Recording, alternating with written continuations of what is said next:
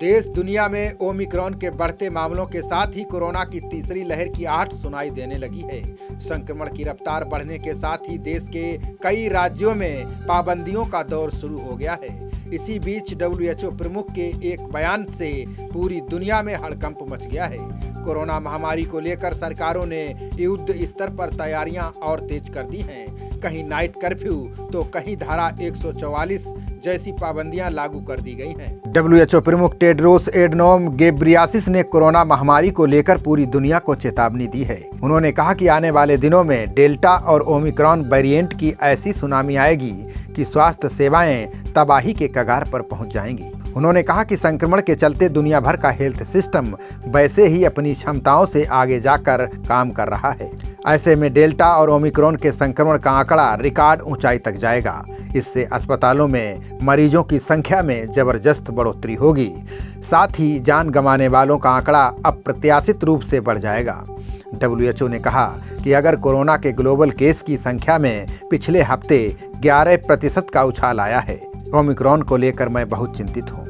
वहीं WHO की प्रमुख वैज्ञानिक सौम्या स्वामीनाथन ने कहा कि संक्रमण टीकाकरण और बिना टीकाकरण वाले दोनों लोगों में फैल रहा है, लेकिन मौजूदा वैक्सीन ओमिक्रॉन के खिलाफ अभी भी प्रभावी है। ऐसा इसलिए है क्योंकि शरीर में मौजूद टी सेल इम्यूनिटी नए वेरिएंट का मुकाबला करने में सक्षम है। स्वामीनाथन ने कहा कि ज़्यादातर संक्रमित लोग हल्के इलाज से ठीक हो रहे हैं। ऐसा प्रतीत होता है कि टीके सुरक्षात्मक साबित हो रहे हैं, जो एक अच्छा संकेत है। यह हमें गंभीर बीमारी से बचाता है। उन्होंने कहा कि यदि आपने अभी तक टीका नहीं लगवाया तो कृपया जल्द से जल्द लगवाएं। मुंबई और दिल्ली में कोरोना के मामले खतरनाक तरीके से बढ़ने लगे हैं। मुंबई में एक दिन में 2510 नए मामले आने से लोगों के साथ साथ सरकार की भी चिंता बढ़ गई है। वहीं राजधानी दिल्ली में भी स्थिति गंभीर हो गई है।